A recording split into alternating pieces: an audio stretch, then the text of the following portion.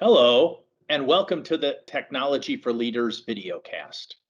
I'm Mike Moran, the CEO of Affiliated, a cybersecurity, compliance, and IT managed services firm here in Columbus. As part of my role, I do a lot of speaking engagements for industry associations, at conferences, and with business peer groups. And after my presentations, I'm always asked a lot of questions by attendees about technology and what executives and leaders should be focused on to make sure that their technology is in the best position for their organizations. So we thought we'd create this video cast series to help share some of those questions I get asked and the answers that can help provide insight and perspective as you work to minimize the exposures to today's IT risks while maximizing the value of your technology assets and resources. Okay, today we're going to talk a little bit about three day-to-day things that every executive should know about their IT operations and functions.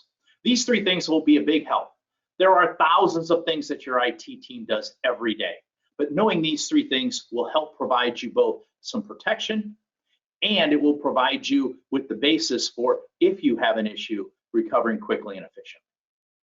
So those three things, let's talk about it. First, your IT operations key function status, patching, antivirus, basic operations functions.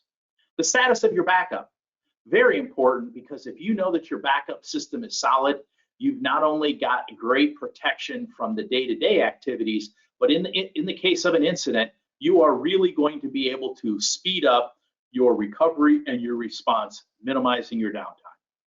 Third area is an incident response plan. That's a program that's going to identify what you and your firm are going to do to help be in a position to respond quickly, efficiently, and effectively in the case of a cyber incident at your organization. IT operations. IT has so many things they're responsible for. But let's look at some of these core things that I think as an executive, you should be getting an update on at least once a month. And I think that's a reasonable amount of time. What's the status of your patching and antivirus? What are you doing there? How is it doing? A number of those organizations that you read about in the news, they ultimately had problems and they had their incident as a result of the fact that their staffs either didn't have time or didn't make the focus on getting their patching and antivirus up to date. Endpoint protection, that's another one of those areas that you need to be looking at. A lot of companies don't even have endpoint protection today. Maintenance and version status. How is your maintenance? What versions are you on your application software? A major airline lost the ability to schedule their flights for a complete day because an old out-of-date switch was buried back in a closet and nobody had ever upgraded it and gotten a new switch and replaced it. And when it crashed, they were down for more than a day. Security awareness training is real simple.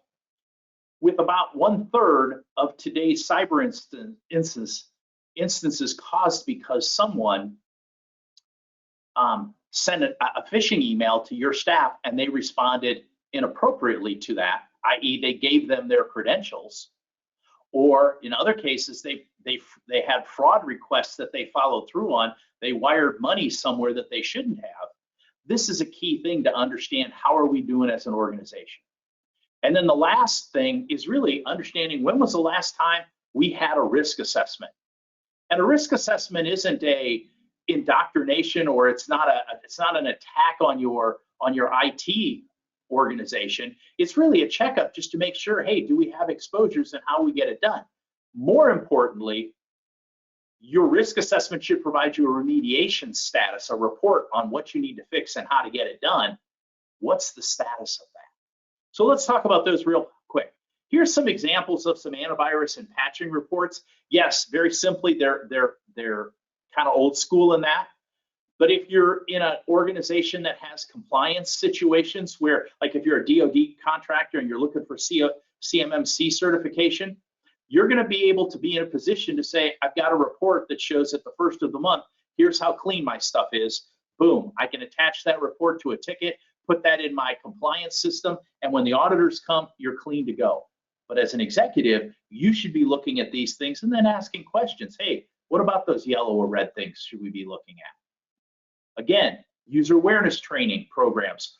What actually are you looking for and what reports are you getting to do that? If you've got some red, or you've got a number of people that are failing regularly, what does the organization need to do to help protect that? Because in my opinion, if you're having people fail those on a regular basis, you are at risk of getting caught. You are at risk of having an incident. Backup status.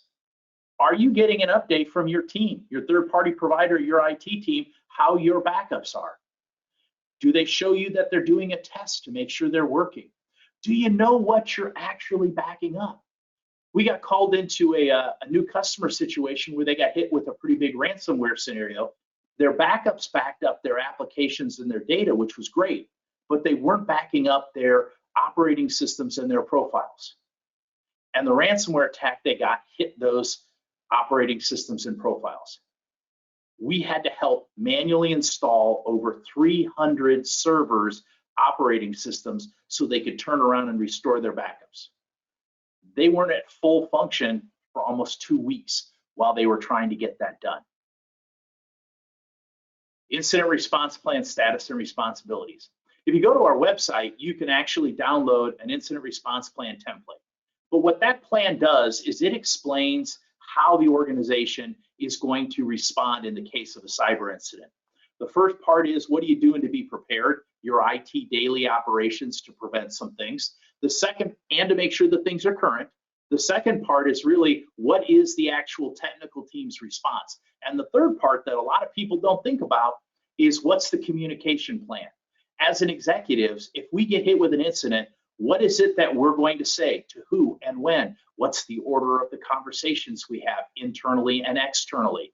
And what do we help our staff understand what they want to say? I mean, the last thing you want to do is have your receptionist or frontline staff answer the phone and say, oh, I'm sorry, I can't help you today because we got hit with ransomware and all of our systems are down.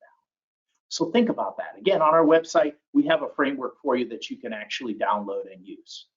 So today, we talked about 3 day-to-day IT things that every executive should know. We talked a little about operational key functions. We talked about your backup status. And then we talked about the incident response plan. Where is it for your organization and who's responsible for what? So that's it for today's session of Technology for Leaders. If you'd like to ask about your IT operations and how you can be more confident that your organization can minimize the exposures to today's IT risks, and you can maximize the value of your technology assets and resources, let's talk.